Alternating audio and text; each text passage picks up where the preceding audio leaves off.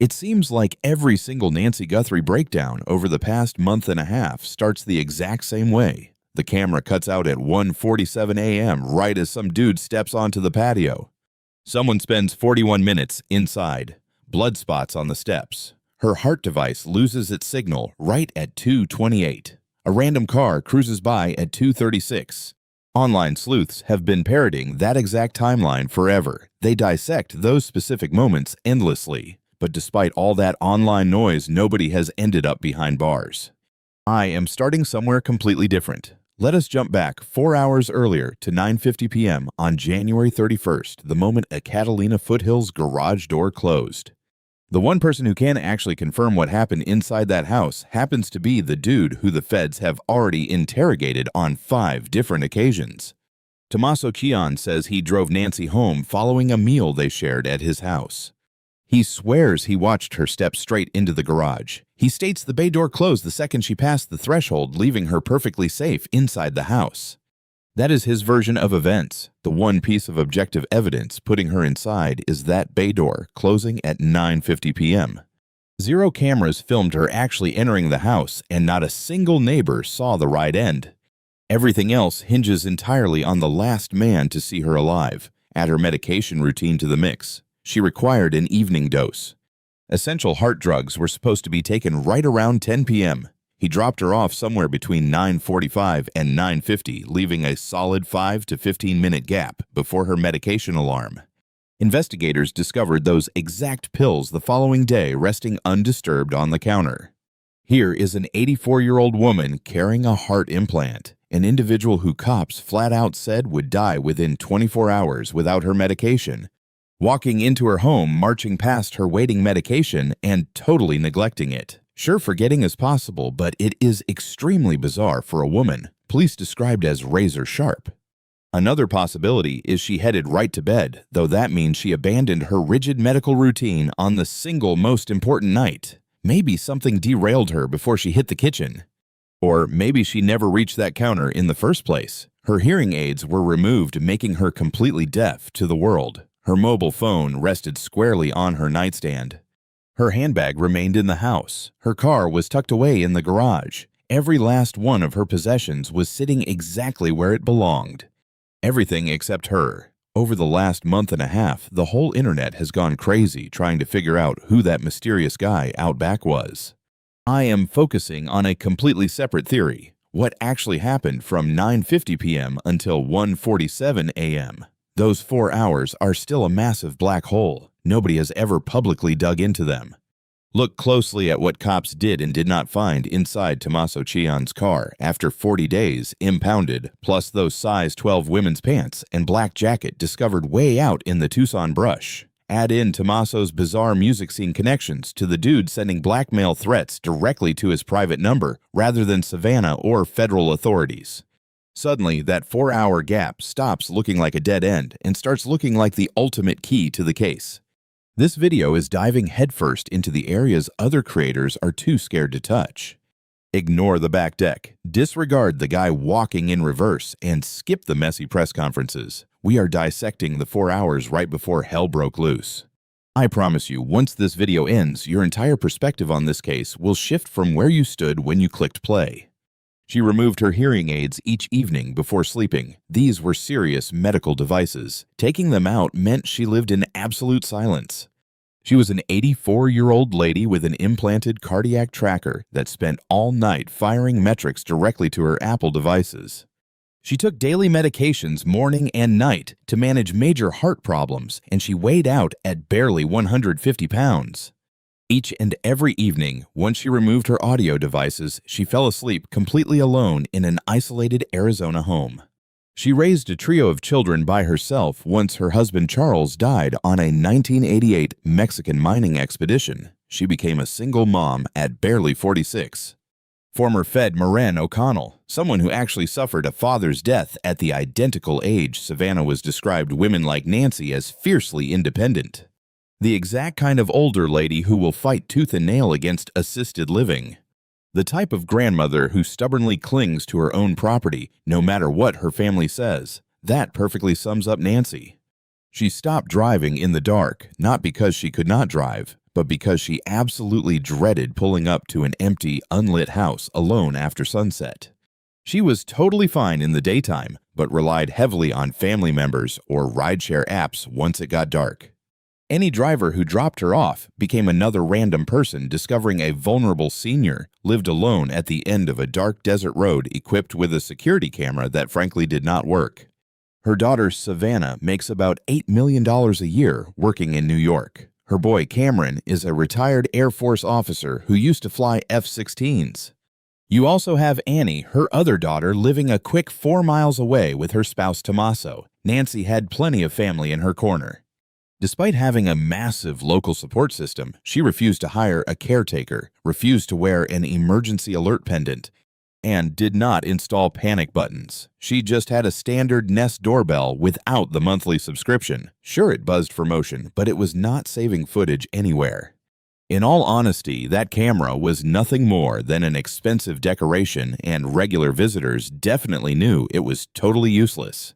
That evening of January 31st, Nancy took a rideshare straight to Annie and Tommaso's house. Pima County Sheriff records confirm she arrived at exactly 5:32 p.m. They shared dinner, played games, and drank margaritas. Savannah even joked during a television broadcast that her mom should never finish a whole cocktail because of her small size. It was an entirely normal Friday. Tommaso drove her back to her house near 9:48 p.m., which was about a 10-minute ride. The bay door was closed by 9:50 p.m. Tommaso swears he watched her safely enter the home before driving off.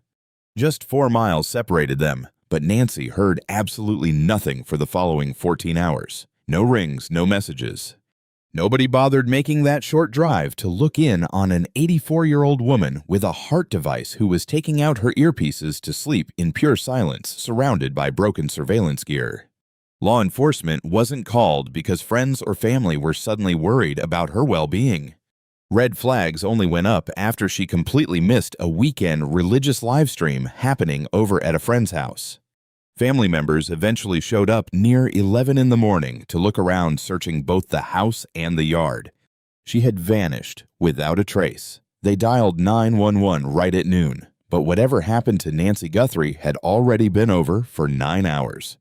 Here is exactly what the evidence says actually went down inside that house. Completely ignore whatever story the county cops told everyone. Just tune out those cookie-cutter press releases that have been dominating the news cycle for the last 6 weeks. Let's stick strictly to what we know, debunk, and still cannot explain. The porch camera was intentionally powered down at exactly 1:47 in the morning. Someone intentionally messed with the hardware. Federal investigators managed to recover the hidden footage by working hand-in-hand with tech developers. Getting those specific files back should have been a technical impossibility, especially since she didn't have an online backup subscription running. That recovered footage shows a person walking up the porch looking like they lived there, showing zero hesitation or curiosity, never looking over their shoulder, and walking directly to the camera with the kind of muscle memory you only get from endless rehearsals. Body language analysts called his swagger extremely arrogant. The intruder taps the lens twice before cutting the electricity. He did it as casually as flipping a switch. The man wore black surgical gloves and a ski mask that revealed a bit of facial hair, maybe a beard trim.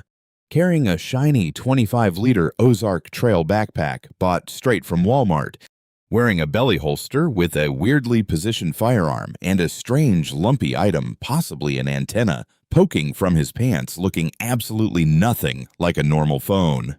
Investigators guessed the medium-framed intruder measured somewhere right around 5 feet 9 or 5 feet 10 inches tall. Former investigator Jim Clemente noticed what appeared to be a permanent ink mark or blemish on his arm flashing for just a second when the black glove shifted. Law enforcement hasn't said a word regarding the next 41 minutes. Once the camera cuts to black, everything we know comes completely from the messy crime scene. Blood drops covered the concrete and led right down the driveway. Every single mark landed in a flawless round pattern.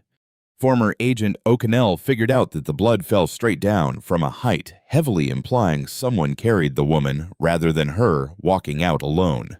There were 0 footprints interrupting the blood drops. Investigators found absolutely no smears or drag marks anywhere. O'Connell deduced Nancy was wrapped up, carried right out the front doors, lugged past the wrought iron, and tossed into a car. She weighed 150 pounds.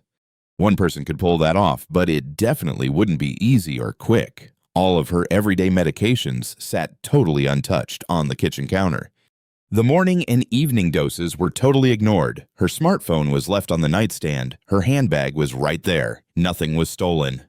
Just Nancy went missing. At exactly 2:28 in the morning, the pacemaker completely lost its Bluetooth connection to the phone in the bedroom. That severed connection was Nancy Guthrie's absolute last electronic trace. Precisely 41 minutes ticked by from the moment the camera blacked out to the pacemaker disconnecting. That is 41 minutes with a home invader who never rushed, who stayed completely calm the whole time, walking around the house just like you would step through your own living room at 2 in the morning, knowing exactly where the floorboard's grown. But this February 1st kidnapping actually started taking shape much earlier. Around January 23rd, exactly 9 days before she was taken, a neighborhood camera recorded something weird. A man was walking backward down a Catalina foothills driveway only 6.5 miles away. He wasn't stumbling or drunk. He stepped backward with extreme precision, keeping his back squared to the camera and his face hidden. Residential security setups don't record 24/7. Those systems rely completely on motion sensors picking up a person's body heat and activity. Walking into the frame wakes the hardware up, causing the lens to focus while pinging the internet. That entire startup process takes about 1 or 2 seconds. Walk normally and the tech captures your face right away, but if you walk in reverse, it only manages to catch the back of your hoodie. By the time the camera actually starts rolling, your face is already safely out of sight. The guy exploited a major blind spot in basic consumer security cameras just by changing how he walked. He didn't get lucky, he definitely did his research.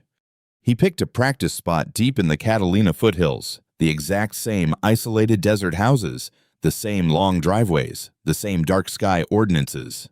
Almost zero streetlights, pitch black conditions merely 6.5 miles from her front door, far enough away to avoid suspicion if he got pulled over. But close enough to totally duplicate the woman's neighborhood. He was basically executing a complete rehearsal.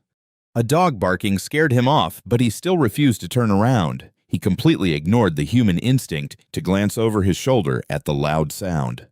He was willing to fall flat on his face before giving that camera even a sliver of his profile. That level of discipline comes from intense repetition, proving the man visualized the plan so many times that muscle memory literally overpowered human instinct. His backpack matched the exact same one seen at Nancy's house 9 days later. That 25-liter Ozark trail bag had incredibly distinct neon reflective strips. Same bag, completely different house. Just compare how he acts in these 2 clips. During his January 23rd appearance, the suspect appears terrified, hunched down, and incredibly nervous. By the time February 1st rolls around, he casually walks onto NY's porch, completely relaxed, and hits the camera 2 times. He isn't afraid of the cameras anymore because law enforcement didn't track him down after the incident 9 days earlier. He realized he was essentially invisible. On February 1st, the rehearsals officially ended. It was time for the real thing. The police chief highlighted January 11th as an additional crucial date exactly 21 days before the abduction and requested neighborhood surveillance footage between 9 p.m. and midnight. No reason was given. 3 dates spanning 3 weeks, January 11th, January 23rd, and February 1st, casing the property rehearsing, then the actual event. ABC, CBS, NBC, and CNN, 4 major news networks independently confirmed through law enforcement sources that the suspect visited NY's property multiple times before the night of her abduction. A government image captures the suspect without a backpack, while the video clearly shows him with one. Same clothes, different equipment, which indicates 2 separate visits. The Pima County Sheriff's Department rejected these allegations as pure speculation. 4 networks and 4 independent sources, leaving the police chief completely alone in his denial. Let's look at the neighbor's footage next because it clearly exposes the deep premeditation. By March 6th, federal investigators canvassed NY's neighborhood to ask residents about wireless internet failures on the night of February 1st. Many neighbors said yes. One specific neighbor, whose yard had a direct view of NY's property, noticed his Ring doorbell footage from that night was gone. However, it wasn't every camera, only those facing NY's house. Cameras on the other side of his home hooked to the exact same router connection, and electricity functioned flawlessly. That is certainly no accidental internet drop. This implies a targeted cyber strike aimed at specific devices facing a particular direction. People typically assume a signal jammer forcefully disables every connection, but NY's Nest camera managed to record a little footage before shutting down completely. Her smartwatch stayed connected until 2:28. An industrial jammer would have knocked out both devices immediately, a detail confirmed by ex-federal agent Jennifer Coffender. The device that caused the outage wasn't a full signal jammer. Instead, it was likely something known as a de-authentication device. It floods the wireless network with signals tricking specific electronics into completely severing their internet connection. It is incredibly accurate and localized. It can disable security cameras on one side of a house, while the other side remains entirely unaffected. It costs less than $30, fits right in your pocket, and perfectly aligns with the neighbor's testimonies. The same neighbor with the disabled cameras noted that their dog woke them up at that exact moment, in the middle of the night, highly abnormal behavior. The dog went outside and locked its eyes directly onto NY's property, its ears completely standing up. Eric Maldonado, a 29-year Pima County veteran, explained that dogs hear frequencies humans can't, that animals sensed something genuine exactly when the cameras failed. There is a vast stretch of desert behind NY's house. That specific neighbor lives along the very same boundary. If the intruder approached through that back desert area, steering clear of the street where a parked car would look suspicious, he would have walked close enough to disable those cameras with a pocket device as he passed. Helicopter footage from Fox News later showed smashed security lights in the backyard of NY's property. The front camera disabled by hand and the back lights destroyed, meaning 2 entry points were staged. A single person could do both, but former Vegas Lieutenant Randy Sutton believes the coordination suggests an organized crew pulled this off. Exactly 8 minutes after the smartwatch shut off a camera 2.5 miles down Camino Real recorded a vehicle at 2:36 a.m. NBC journalist Liz Kreutz timed the drive from NY's house to that camera. It took 6 minutes. The watch died at 2:28. A 6-minute drive. The car appears at 2:36. That leaves a 2-minute gap, the exact amount of time you would spend pausing on the road, checking your mirrors before fleeing. The police chief confirmed these timestamps match up. That camera belongs to residents living just outside the primary search perimeter, yet no officers ever asked for their footage. The homeowners found it themselves and turned it in, which is a massive failure by law enforcement. Now look at the insane connections involved, because this case is far from an isolated incident. It exists in a deep web of relationships and documented connections, all pointing in a single direction. Tommaso Cioni has been heavily involved in Tucson's music scene for nearly 2 decades. His band, Early Black, plays post-punk and shoegaze shows locally. Way back in 2007, he met drummer Dominic Evans through a community ad. The two of them have been creating tracks ever since. Their debut album was released under the title Life, Love, Love, Homicide. Their shows brought them across the Tucson region, playing venues like The Flycatcher, a gritty dive bar that served as the heart of the local indie scene. Police eventually arrested a man by the name of Derek Calla in February 2026. His crime, sending a direct message to Annie and Tommaso that read, "Did you get the cryptocurrency? I'm still waiting here for the deposit." He also called them for a brief moment. Detectives eventually brushed the entire incident off as a twisted prank with no connection to the kidnapping. The district attorney slapped Calla with extortion charges, treating it as a simple money-making scheme. But he didn't just guess Tommaso's phone number randomly. Performing under the stage name Secret Mutilator, Calla is actually active in the very same underground indie music scene where Tommaso has hung out for years. Case files indicate he rubbed elbows with various area residents, hitting up the exact same venues, dive bars, and gigs connected to the Early Blacks. In a city like Tucson, where the alternative scene might cap out around 200 or 300 people, it is a tight-knit circle. The guy sending those blackmail texts to Tommaso definitely was not some random person on the other side of the country. The person in question ran in the exact same social circles, meaning getting a hold of Tommaso's phone number would have been a breeze. Of course, that single piece of information does not automatically mean Calla was the one who took her. Law enforcement quickly dismissed it as a grift, but it still raises a lingering question. Just how many people actually had intimate details about Nancy? Stuff like where she lived her everyday routine, her weak spots, or even her famous child. Within a tight bubble where everyone recognizes each other and people constantly talk, rumors just kind of circulate naturally without anyone digging for them. Folks catch snippets of conversations. It is completely normal to pick up stray pieces of information about the people around you. Picture a dude from that scene tying the knot with the daughter of an 84-year-old woman who lives entirely alone, has busted security cameras, and a gate that rarely latches properly. That kind of granular information is an absolute goldmine for anyone with bad intentions. Shifting focus to their car, because this is precisely the point where hard evidence meets the established sequence of events.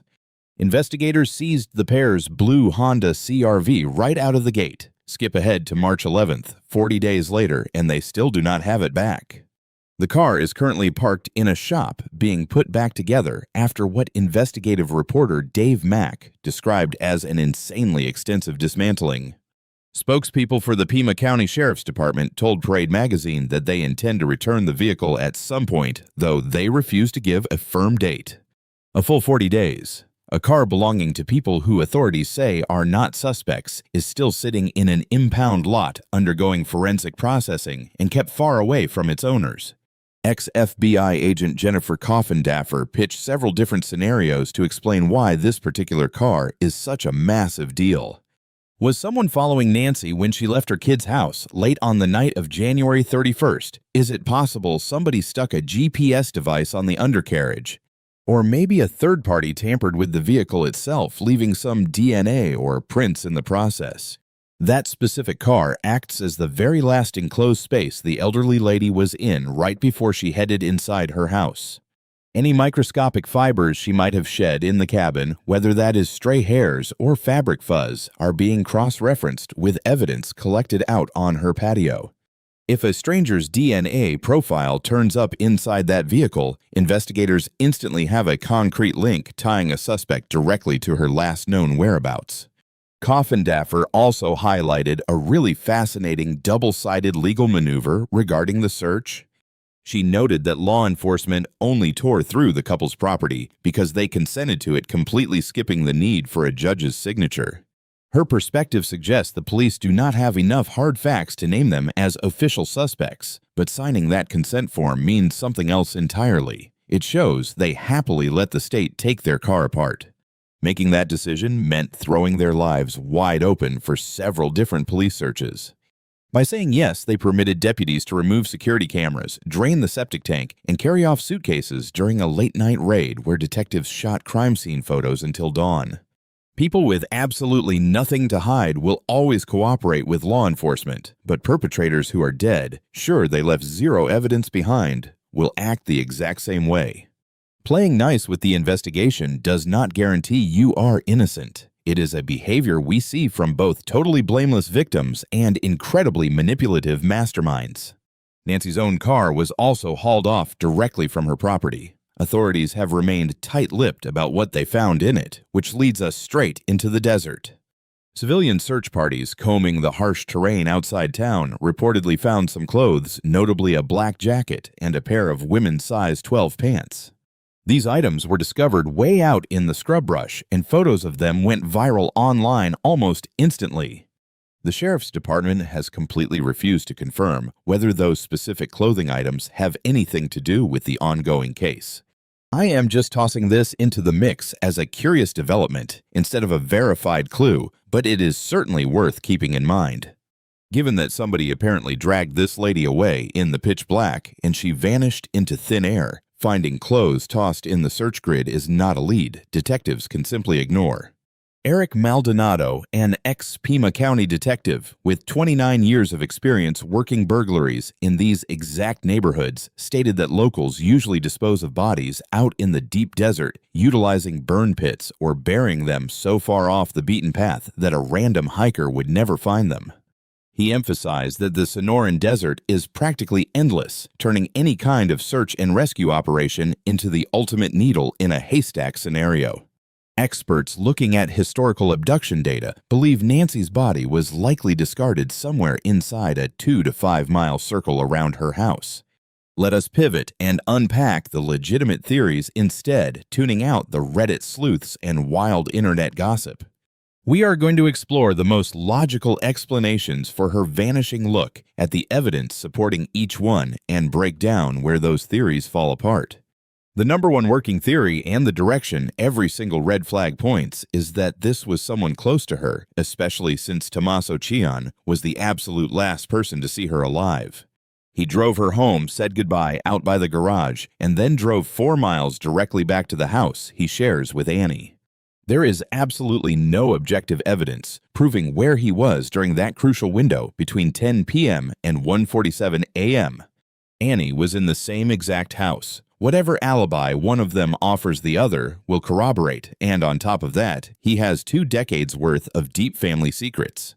Look at the camera situation. He knew precisely where they were mounted and that they were not actually rolling because he had seen her messing with that faulty system a million times before. He knew perfectly well her upgraded camera subscription had lapsed hanging around that front door 4 solid hours before someone just waltzed right in. He was well aware she always took out her hearing aids to sleep, leaving her stone deaf the second it hit 10 o'clock. He knew her medication schedule by heart, totally understanding she took her evening doses right after he headed out. 2 solid decades of Sunday dinners meant he could navigate every inch of that house blindfolded without ever stubbing a toe. The guy instructs advanced placement biology university-level genetics, cell composition, and intro to crime scene analysis. His students learn about PCR amplification and gel separation, the literal methods investigators rely on to analyze suspect DNA. Putting on lab gloves is an everyday habit for him, meaning he completely grasps how DNA spreads, degrades, and is gathered. He's well aware that those synthetic gloves aren't foolproof, knowing they easily tear during a struggle and make your hands sweat instantly. Any biology teacher would know to ditch that gear, immediately dropping it towns away instead of leaving it around the corner. Now look at the suspect's gear. Internet detectives spent 6 solid weeks arguing if that cheap knapsack and bad holster setup pointed to a total amateur. Let's bypass that tired argument completely and zero in on what buying those exact items tells us about who the guy really is. Because that Ozark Trail backpack is only sold at Walmart, it has a unique SKU barcode. Each SKU leaves a digital footprint. Whatever card was swiped or phone pinged at a Tucson store that past January is completely tracked in their database. Those clothes go way beyond just hiding his face. They essentially function as an actual purchase record. Federal agents had a good 6 weeks to pull those records. That specific window of time means absolutely everything. They grabbed Nancy exactly when Savannah was flying out for the NBC Winter Olympics coverage, a trip she booked forever ago. If you wanted to get to Nancy while her most powerful family member was thousands of miles away, completely busy, out of touch, and unable to intervene, you'd pick those precise days. Random outsiders would have absolutely zero idea about Savannah's overseas work itinerary, but somebody joining them for Thanksgiving dinner definitely would. In May of 2025, a mere 8 months before the kidnapping, Tommaso signed paperwork giving Annie total control over his finances and properties. Former News Nation journalist Ashley Banfield mentioned that a close law enforcement source working the investigation hinted Tommaso was their main suspect. The county sheriff went on record completely rejecting those exact rumors. Still, FBI agents returned to the pair's house more than 5 separate times, dragging away evidence bags and sifting right through their trash bins. Detectives absolutely tore his truck apart, while Tommaso kept his mouth shut for weeks, playing the invisible man while every other family member talked to the press. When he finally showed up at the memorial on March 2nd, internet detectives instantly compared his walking style to the guy on the security footage. Look at his height next to Savannah, who is 5'10". He never dwarfs her in any of the clips, even though his actual height was never formally published.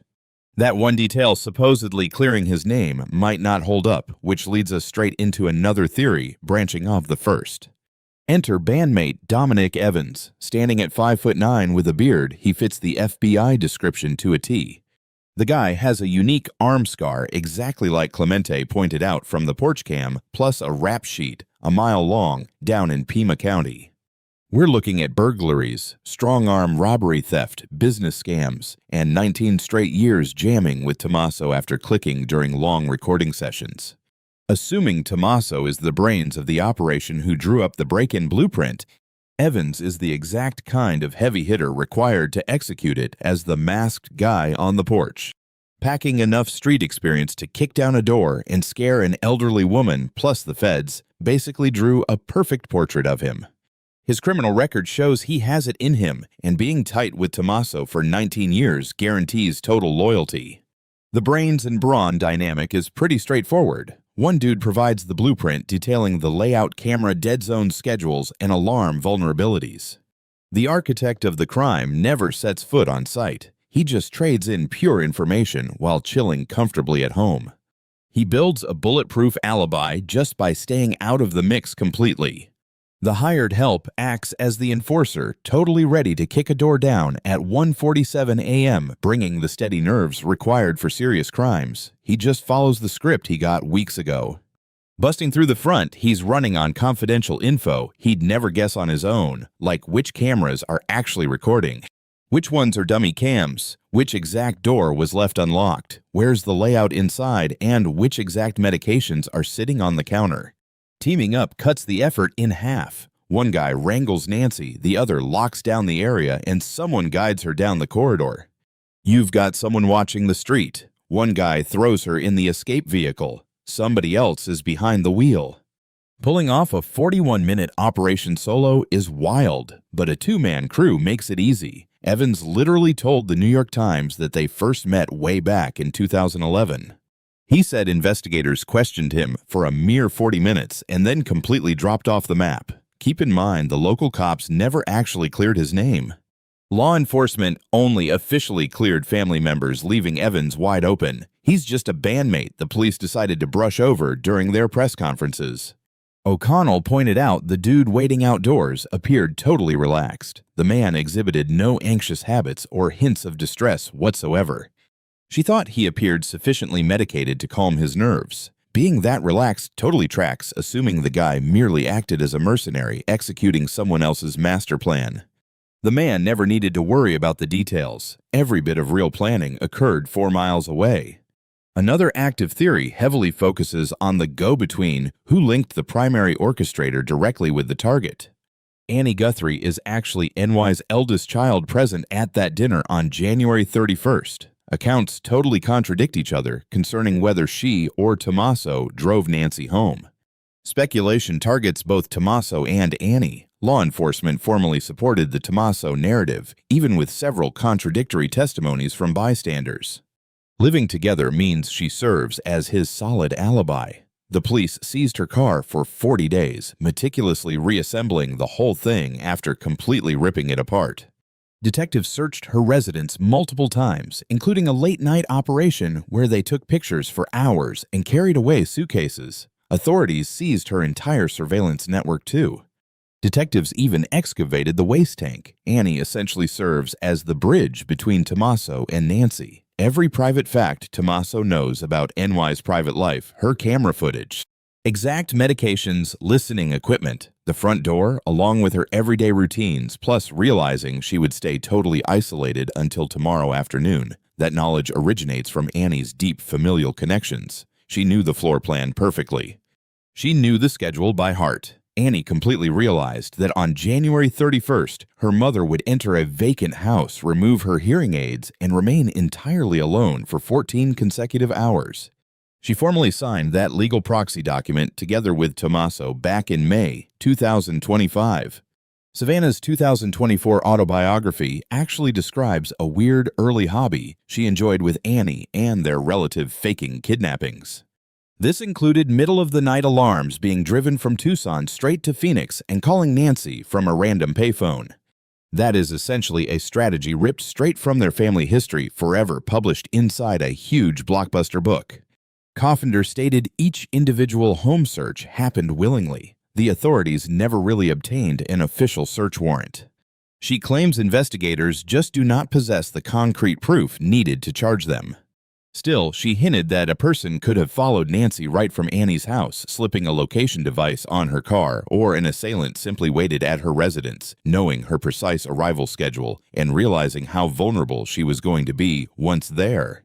A fourth perspective ignores the family, yet rules out total unknowns. Talking on Brian Anton's podcast, retired federal investigators Jim Clemente and Maureen O'Connell argued that targeting an elderly person remains a very likely reason.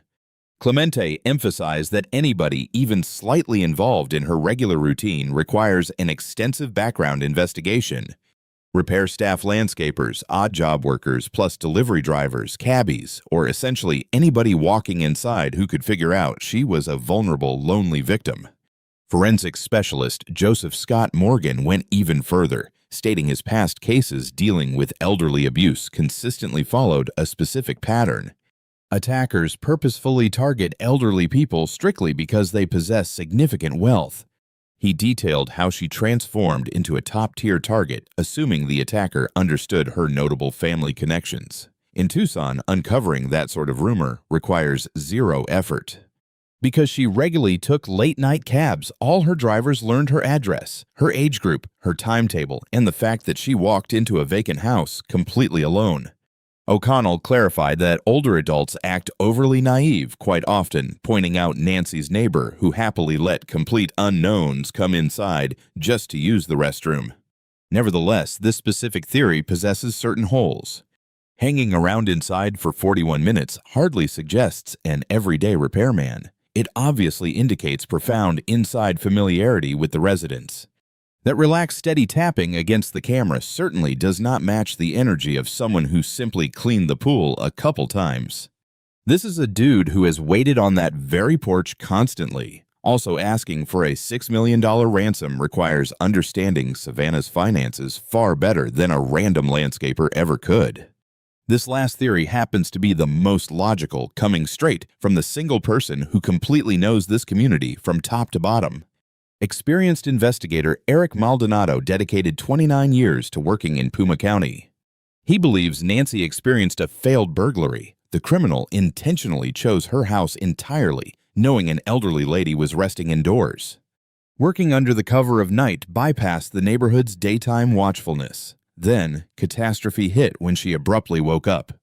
The situation got brutal, dropping blood splatters outdoors. Instantly, the goal completely shifted. The detective's hypothesis about her body honestly creeps me out. He described how her deceased body contains vital proof, carrying the assailant's DNA all over her garment skin and under her fingernails. Every criminal operating in the country knows that DNA evidence links them straight to their crimes. Ditching that kind of evidence just is not a choice. Therefore, they pulled her out into the desert, leaving the precise spot permanently concealed. Ditching the medication out in the open was no calculated decision. It occurred simply because the unexpected struggle demanded a totally different plan. Ensuring her survival was never the priority. Avoiding jail time became the single focus. However, this particular theory holds enormous rational holes. The 3-week surveillance operation stretching from January 11th to January 23rd, casing the front porch right before the act, completely defies typical burglar habits. Blinding specific surveillance cameras with such pinpoint accuracy on certain houses goes way beyond anything this seasoned investigator has ever seen in almost 3 decades of working burglaries. Spending 41 minutes inside completely contradicts a typical burglary timeline. Plus, ransom demands arrived unusually quickly, even for grifters looking to cash in, and contained such accurate information that an inside connection was undeniable. We have 5 separate theories, each built on solid evidence, yet carrying obvious holes. Still, a unique thread connects the first three ideas and clearly separates them from the last two. Theories pointing to close acquaintances specifically. Tommaso Evans and Annie perfectly explain that missing 4-hour window. Those suspicions also make sense of why her medication was left untouched. This perspective explains why the cameras got disabled. Plus, it solves how the perpetrator slipped inside without tearing up the perimeter gate.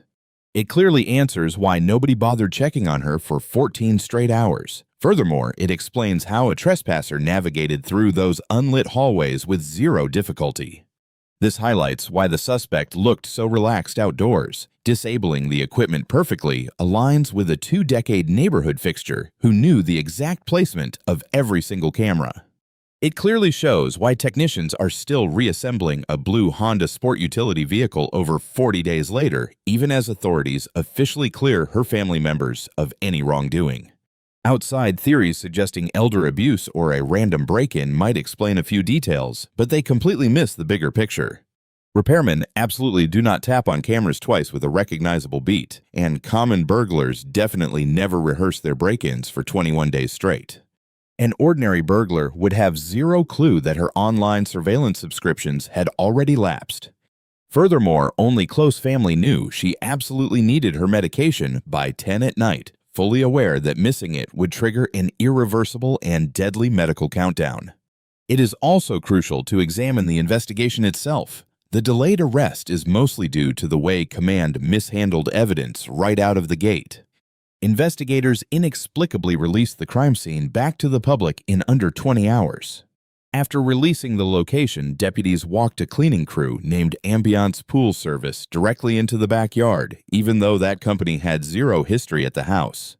Landscapers hauled their gear across the entire yard. Takeout drivers dropped off meals, and a home health nurse actually showed up to visit. Reporters simply walked straight up to the house to photograph the bloody stains left on the exterior. Forensics specialist Joe Scott Morgan highlighted this catastrophic failure, pointing out the complete lack of perimeter security. He cautioned that critical DNA evidence could simply trace back to the pool cleaner. The feds actually had to return to the property because they entirely missed a surveillance camera mounted up by the roofline during their first sweep. Specialists over at Google were eventually brought in to help extract the electronic data.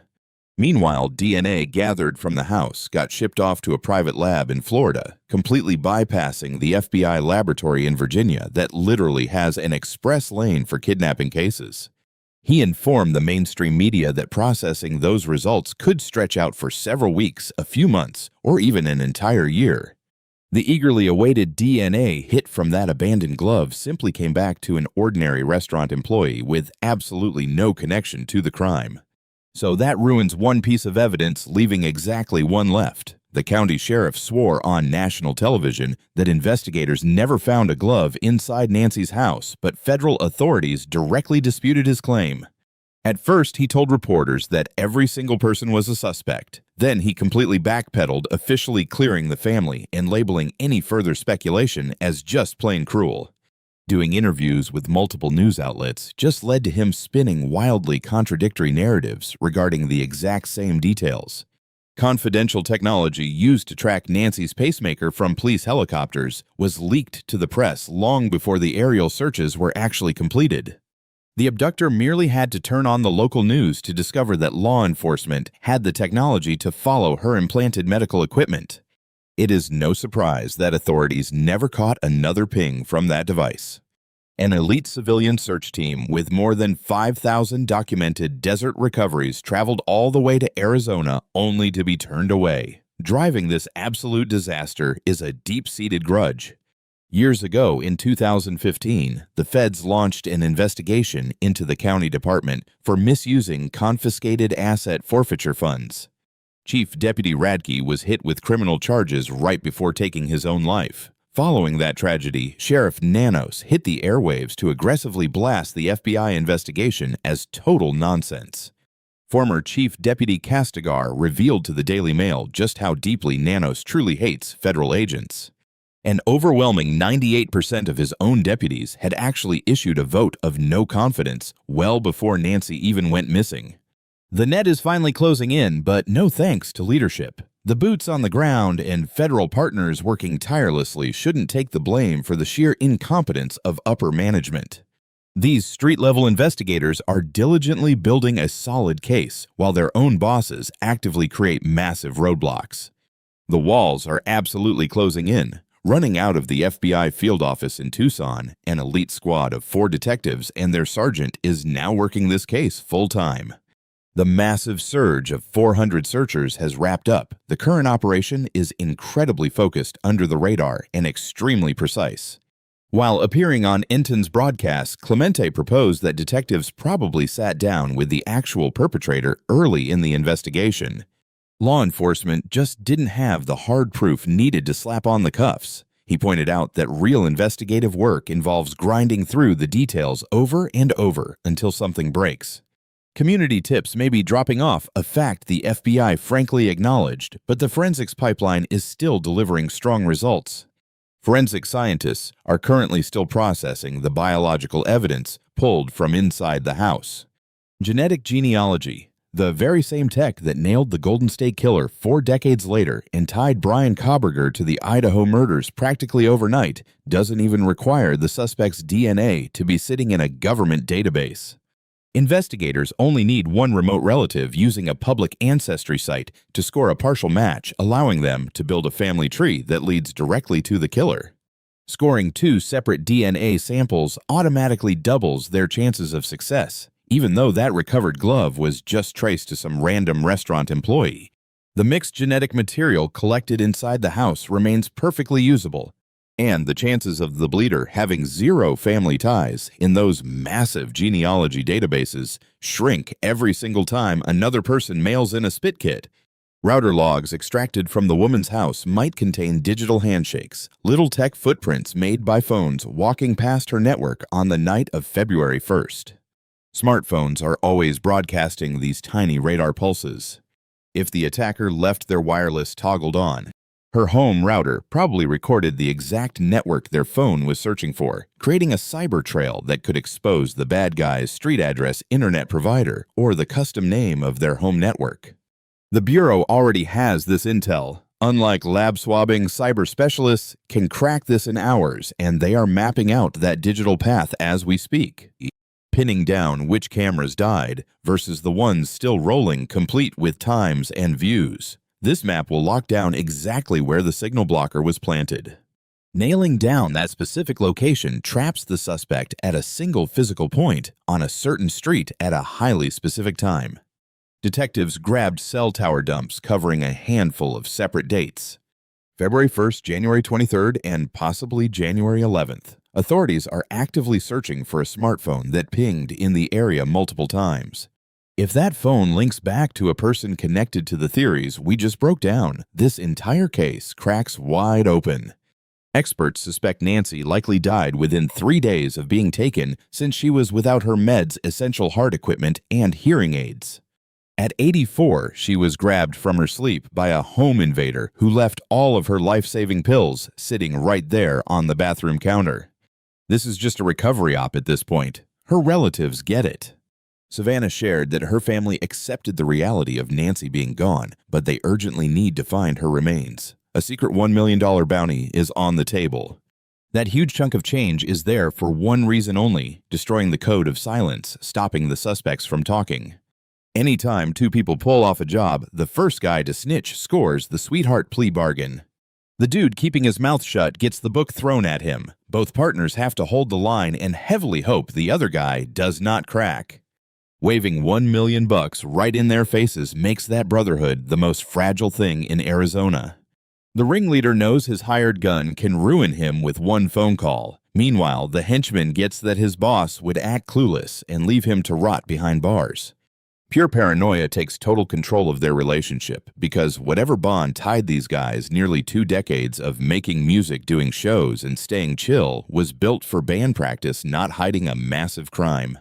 On top of that, the heavy conscience of what happened at 1:47 in the morning on February 1st shadows any stress they have ever dealt with. Someone living in Tucson knows exactly which of these 5 theories is dead on. Maybe a local noticed something off a friend, caught some whispers, or a coworker in Tommaso's circle saw giant warning signs. A super weird late-night conversation, strange shopping habits, or radical mood swings just prior to February 1st. That exact person is probably viewing this video right now. That critical 4-hour window from 9:50 at night to 1:47 in the morning contains all the clues. The left-behind medicine, the dumped hearing aids, the camera footage conveniently dropping out. The rolling door closing with only one witness standing there, plus 14 blank hours until someone actually bothered to check it out. Just one of these 5 storylines perfectly solves the riddle, while the others simply do not add up. Not to mention the tangible evidence sitting in police labs right now, saved on computer servers, and captured on tape hidden inside a blue Honda CR-V that technicians are still putting back together 40 days later, is totally indestructible. The reality of the situation is out there, and time is running out for the attacker to either come clean or watch the piling evidence bury them completely. Smash the subscribe button, tap the bell, and drop your theory in the comments, because this cold case is absolutely getting cracked. When it does, you will be so glad you caught this deep dive beforehand. The chilling disappearance of Nancy Guthrie leaves us with a haunting, undeniable truth. Independence should never cost us our safety, and our elderly loved ones are far more vulnerable than they will ever admit. Nancy was fiercely independent, a razor-sharp woman who raised a family alone and refused to surrender her freedom to assisted living. Yet behind the locked doors of her quiet desert home, the illusion of safety shattered.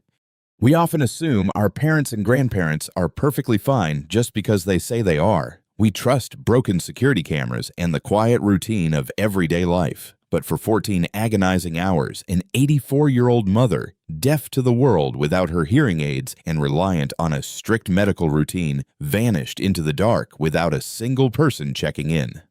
This tragedy is a heartbreaking wake-up call. We must bridge the gap between respecting their fierce independence and actively ensuring their absolute protection. Do not let days go by without a call. Fix the broken alarms, verify the locks, show up unannounced just to share a simple meal. The ultimate lesson here is profound, but life-saving true love means fiercely guarding those who once guarded us. We cannot let them face the dark alone.